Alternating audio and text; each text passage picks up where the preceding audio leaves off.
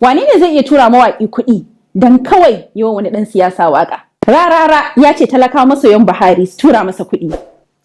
Su kuma masoyan Atiku Abubakar Adam Zango ne ya fito ya ce su miƙo masa nasa kuɗin. Akwai kuma Abubakar Sani da shi ma ya nema a tura masa don waƙe Kwankwaso. Wai kuɗi masu gida rana. To amma hakan zai yiwu a wannan marar da ake ƙoƙarin neman abin kaiwa bakin salati? Yanzu kuma da tafiya ta fara nisa, mota ta ɗau hanya, direba ya gama sauya giya, sannan mawaƙa su fito suna neman kuɗi da za a yi wa waɗannan hamshaƙan 'yan siyasa waƙa? Abin tambaya a nan shine waɗannan manyan mutanen da za a yi wa waƙa, shin talaka ne ya kamata ya bada kuɗinsa da musu waƙa ko kuwa su ya kamata su ɗau nauyin abinsu da kansu? Amma dai ra'ayi riga, shan koko ɗaukar rai. Alal misali, mawaƙin da ya buƙaci a tara musu 1,000.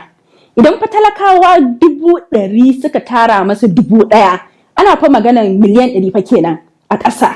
Taɓija! Ashe dai talakawan nan da ake gani ba a bakin komai suke ba, suna da tasu ranar.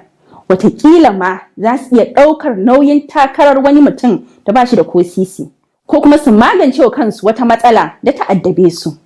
Kamar yadda wasu mata a wani ƙauyen jihar Jigawa suka yi kukan kura, suka yi karo-karo na naira dubu-dubu suka saya wa kansu motar da za ta kai su asibiti lokacin da suke naƙuda. Ashe idan talakawa suka haɗa hannu wuri guda za su iya kawo sauyin da ake buƙata da kuma taka muhimmiyar rawa wajen ci gaban kansu da ma ƙasa baki ɗaya. Bari dai mu koma kan batun kuɗin da mawaƙan nan suke neman talaka su tara musu.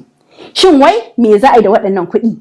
Marasa lafiya za a kai wa agaji? Ko ɗaukar nauyin karatun yaran talakawa za a yi? Ko dai sun tashi kawai a matsayin ladan waƙa? Muna dakon ra'ayoyinku dai a comment section.